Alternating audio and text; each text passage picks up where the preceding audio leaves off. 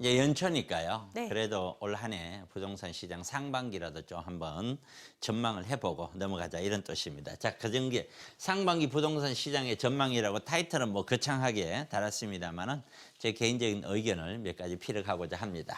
자, 우선 11.6 대책이 얼마 전에 나왔습니다. 작년에 11.6 대책이라는 것이 아주 강력하게 좀 나왔고, 이 대책을 남으로 인해서 전반적으로 부동산 시장은 소강 상태에 들어가지 않을까, 좀 이 상태로 쭉 진행되지 않을까 이렇게 보고 있습니다.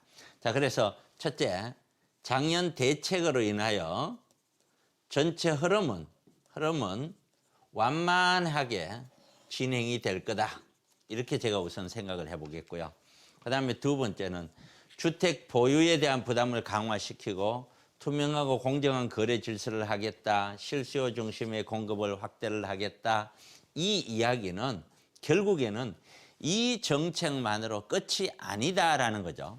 새로운 대책이 나올 가능성이 높다. 새로운 대책은 어떤 형태로 나올 거냐라고 생각을 해보면은 이 형태가 가장, 이게 가능성이 있어요. 가능성이 뭐냐면은 지금 아마 우리 시청자분들도 집에서 주택 임대 사업자를 등록을 해라, 그렇지 않으면은 과태료를 매기겠다 하는 쪽지를 받았을 줄 압니다. 그럼 거의 다 받았어요. 자, 그 이야기는 뭐냐? 내가 1가구 1주택에 한해서는 놔두지만 1가구 1주택을 제외한 나머지 주택은 무조건 임대사업자를 해라. 그러면 월세 받는 사람에게만 임대사업자 하게 하고 전세 받는 사람은 안 하게 할까요? 임대사업자 목적은 뭐냐면은 기타 소득이에요. 이 기타 소득은 내가 거주하고 있지 않는 다른 임대소득이에요. 임대소득에 대해서 과세를 확실히 지금부터는 해나가겠다라는 거예요. 그럼 분명히 11.6 대책에서는 종부세라든가 각종 세금에 대해서 종부세 폭탄이니 이런 생각이 확 들게끔 만들었죠. 이제는 나머지 소득에 대해서도 왜 너 집 빼고 나머지는 다 신고를 해? 이름으로 인해서 1가구 2주택자들이 2개, 3개를 해서 월세를 받고 있는 다주택자들이 부담을 확 늘리게 만드는 거죠.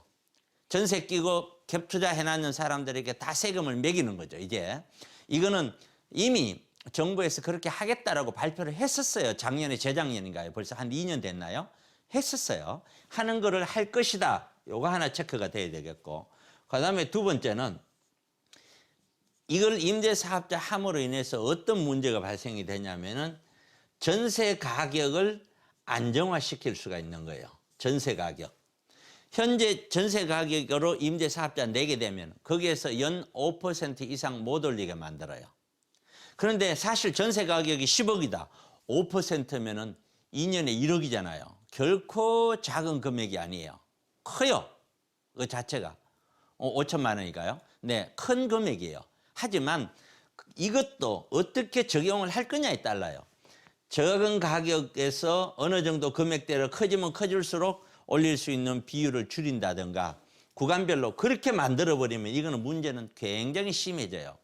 결국에는 제가 판단했을 때는 전세 시장을 개인적으로 확실히 서울에서 잡아버리면은 이거는 전세 가격을 갖고 갭 투자만으로 가지고 끌고 가기가 무리가 따르게 돼 있어요. 그래서 이러한 대책이 나올 가능성이 높다. 이것이 시장이 뚝뚝 좀 더 떨어지기 전에는. 그러니까 전세 가격이 무조건 올린다고 되는 것이 아니에요. 올려도 세금을 매기겠다는 거고, 이러한 대책이 나왔을 때 한 번 더 출렁할 확률이 높아요. 이런 거를 예상해 봤었을 때 올해 상반기는 그냥 보합권 내지로 갈 확률이 높다. 자, 그러나 내년에 6월 정도, 올해죠 이제. 6월 정도부터 종부세가 확실히 이제 6월 지나면서 나오기 시작하고 함으로 인해서 사람들이 느끼는 강도는 달라질 거다.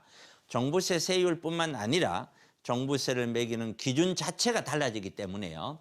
이런 것들도 다 같이 포함돼서 나오게 되면 굉장히 좀 시장은 어두운 그림자가 많이 드러질 확률이 높다. 이렇게 제 개인적인 의견을 드립니다.